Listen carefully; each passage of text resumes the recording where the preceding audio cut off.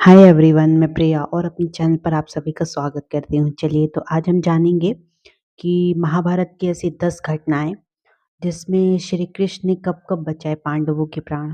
देखिए, चीरहरण के सामने समय द्रौपदी को बचाया, धृतराष्ट्र से की भीम की रक्षा। तो चलिए जानते हैं कि ऐसे श्री कृष्ण ने कब कब बचाए पांडवों के प्राण। तो देखिए, सबसे पहला, चीरहरण के सामने समय द्रौपदी की लाज बचाई। युधिष्ठिर और मामा शकुनी जुआ खेल रहे थे। उस समय युधिष्ठिर अपने भाइयों के साथ ही द्रौपदी को लेकर हार गए थे। इसके बाद दुर्योधन के कहने पर दुशासन भरी सभा में द्रौपदी का चीरहरण करने लगा। तब द्रौपदी ने श्री कृष्ण का ध्यान किया और भगवान ने द्रौपदी की लाज बचा ली। फिर देखिए, दुर्योधन दे दी अपनी नारायण सेना और श्री कृष्ण हो गए थे पांडवों के साथ। देखिए, लगभग महाभारत का युद्ध तय हो चुका था। पांडव और कौरव दोनों ही अपनी अपनी सेना बढ़ाने के लिए तैयारी कर रहे थे। दोनों ही पक्ष श्री कृष्ण को अपनी ओर लेना चाहते थे। एक दिन दुर्योधन और अर्जुन एक ही समय पर श्री कृष्ण के पास पहुंच गए। दोनों ने श्री कृष्ण को अपने अपने पक्ष पर आने के लिए कहा। उस समय श्री कृष्ण ने कहा था कि एक तरफ मेरी नारायणी सेना है और दूसरी तरफ मैं खुद। लेकिन मैं इस युद्ध में शस्त्र नहीं उठाऊंगा। आप दोनों तय कर ले कि आपको क्या चाहिए। श्री कृष्ण ने दुर्योधन को बातों में ऐसा उलझाया कि उसने नारायणी सेना मांग ली। इसके बाद वे खुद अर्जुन के यानी पांडवों के पक्ष में हो गए। बाद में श्री कृष्ण ने बिना शस्त्र उठाए ही पांडवों को युद्ध जिता दिया। आपको भी पता है कि श्री कृष्ण ने पांडवों की कहाँ कहाँ मदद की। देखिए, फिर कहते श्री कृष्ण ने बनाई थी भीष्म को पराजित करने की योजना। युद्ध में भीष्म पितामह कौरवों के सेनापति थे और उन्हें पांडव काबू नहीं कर पा रहे थे। भीष्म लगातार पांडव सेना को खत्म करते जा रहे थे।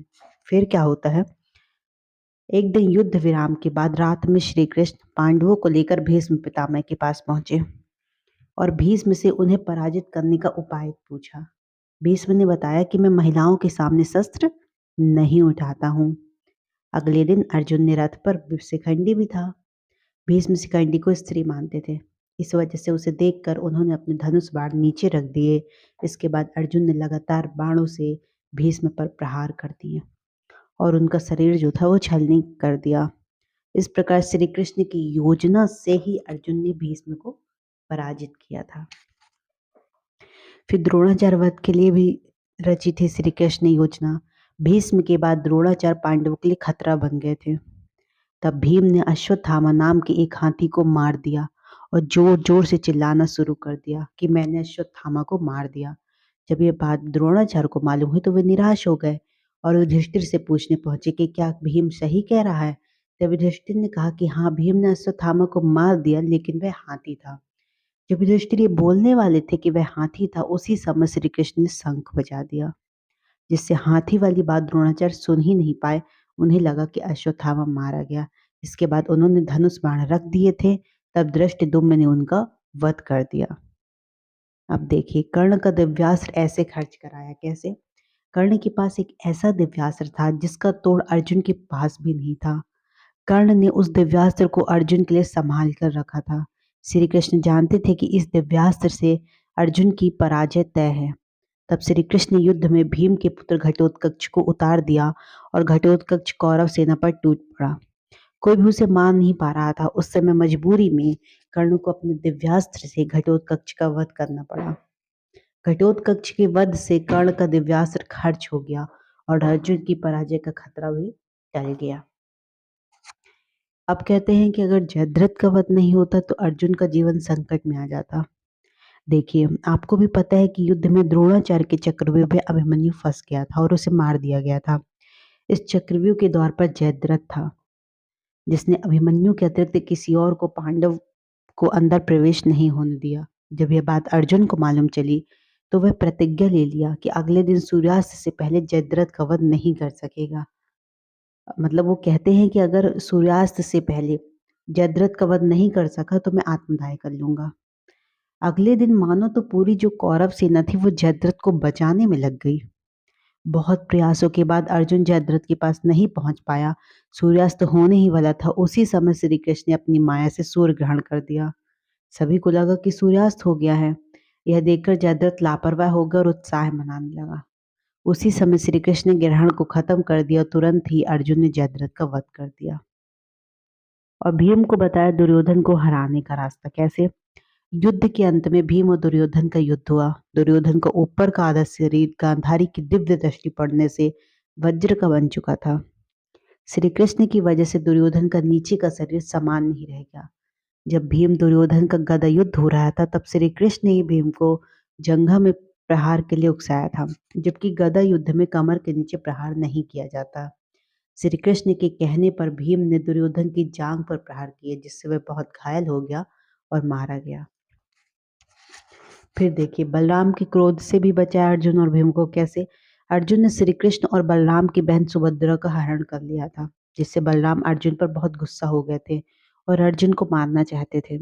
उसी समय श्री कृष्ण ने बलराम का गुस्सा शांत किया और अर्जुन को बचाया।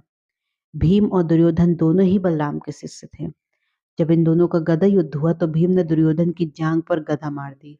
इससे बलराम खुद भीम को मारने के लिए आगे बढ़ गए थे, क्योंकि गदा युद्ध में कमर के नीचे प्रहार करना नियमों के विरुद्ध था। उस समय श्री कृष्ण ने ही बलराम का गुस्सा शांत किया और भीम को बचाया। फिर कहते हैं कि जो धृतराष्ट्र थे वो भीम को मारना चाहते थे, तब श्री कृष्ण ने बचाया था भीम को। युद्ध में भीम ने दुर्योधन और दुशासन का वध किया था।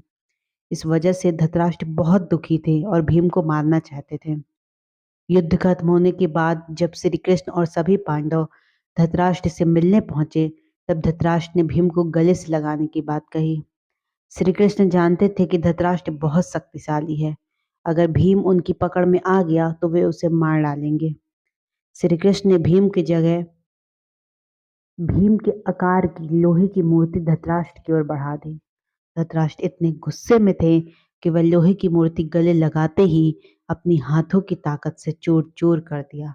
इस तरह भी श्री कृष्ण ने भी मतलब जो भीम को बचा लिए थे। अब देखिए युद्ध के समय अश्वत्थामा ने पांडवों के वंश को खत्म करने के लिए अभिमन्यु की पत्नी जो थी उत्तरा, उसके गर्भ में ब्रह्मास्त्र छोड़ दिया था। उस समय श्री कृष्ण ने अपनी माया से उत्तरा के गर्भ की रक्षा की और ब्रह्मास्त्र को बेअसर कर दिया। इस तरह पांडवों के वंश को बचाया और बाद में उत्तरा ने ही परीक्षित नामक युवक को जन्म दिया था, जो कि वो हस्तिनापुर का राजा बन गया था। तो देखिए हमने इस वीडियो में आपको बताया कि आखिर श्री कृष्ण ने पांडवों को कहाँ कहाँ बचाया। अगर श्री कृष्ण नहीं होते तो क्या पांडव जीत पाते? आई थिंक नहीं दोस्तों। चलिए तो देखिए दोस्तों हमने बहुत ही अच्छा सुंदर रहस्य आपके साथ शेयर किया। हम चाहते हैं कि ये रहस्य आप अपने दोस्तों, फ्रेंड सर्कल में, फैमिली सर्कल में, अपने रिलेटिव में सभी जगह शेयर करें और हमारे चैनल को सब्सक्राइब भी करें दोस्तों। Thank you so much. और ऐसे ही महाभारत की एक से एक रहस्य हम आपको इस वीडियो के माध्यम से बताते हैं दोस्तों। तो हमारे चैनल को सब्सक्राइब भी करें और शेयर भी करें। चलिए जय श्री कृष्ण, जय श्री राम।